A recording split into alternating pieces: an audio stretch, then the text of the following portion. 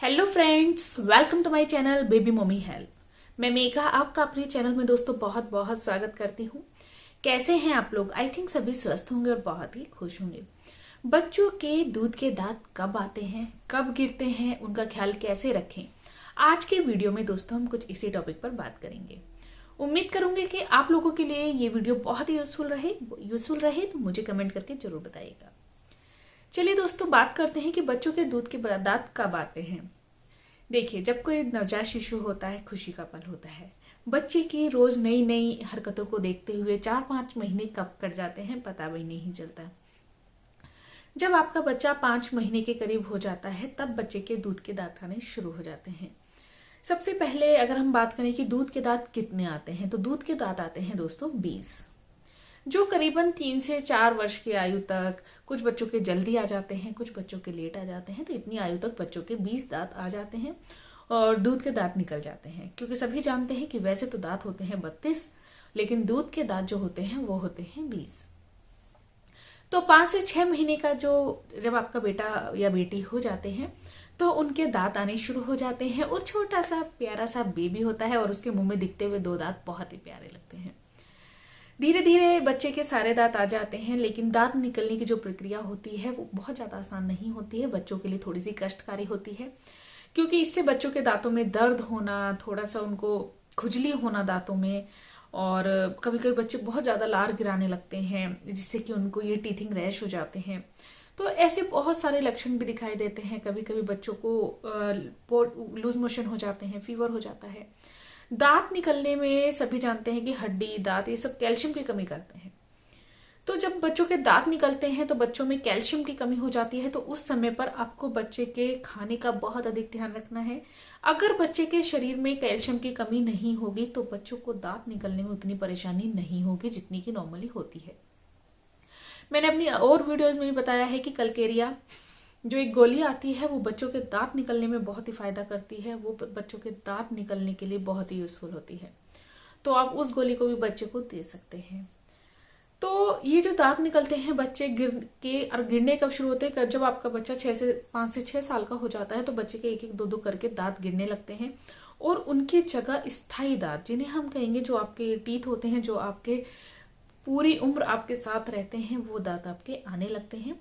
तो 10 से 12 साल की उम्र तक बच्चे के सारे दांत आ जाते हैं, सारे दूध के दांत टूट जाते हैं। ये वाला प्रोसेस कंप्लीट होता है। लेकिन बहुत सारे लोग क्या सोचते हैं कि ये तो बच्चे के दूध के दांत हैं, इनका ख्याल रखने की क्या जरूरत है, ये तो टूटने ही है।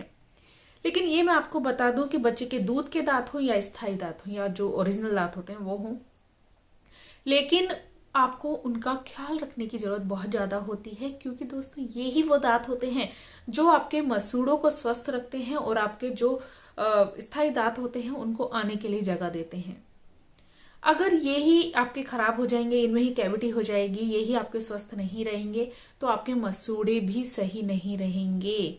और मैं ये बता देना चाहती हूँ कि मैंने बहुत सारे बच्चों में केस देखा है कि उनको कैविटी हो जाती है, दांत कटे फिटे हो जाते हैं, मसूड़े तक बच्चों के गल जाते हैं, जिनके माता पिता बच्चों के मीठा खाना, कुल्ला ना करना, ब्रश ना करना, इन चीजों पर ध्यान नहीं देते हैं। तो इन चीजों पर माता पिता को बहुत अधिक ध्यान देने की जरूरत होती है।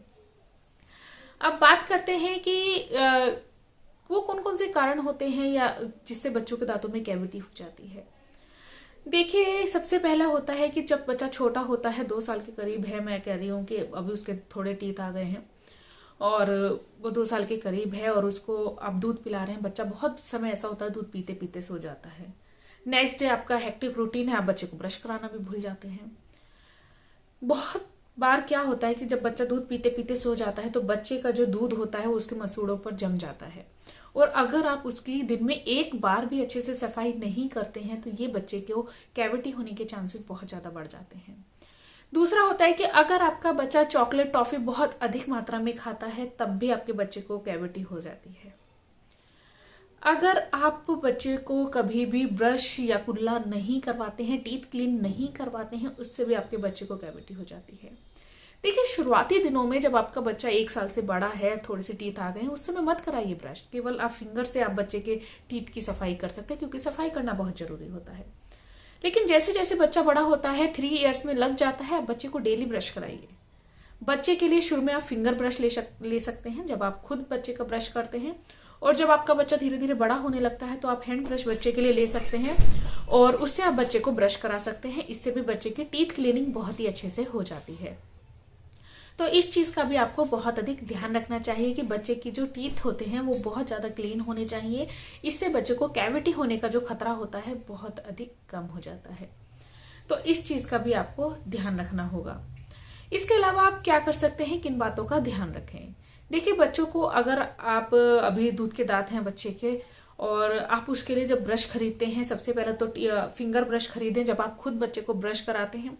उसके बाद जो ब्रश खरीदे वो आगे से पतला होना चाहिए, क्योंकि बच्चे का जो मुंह होता है वो छोटा होता है, तो वो आगे से पतला होना चाहिए जिससे कि बच्चा इजीली उससे ब्रश कर पाए।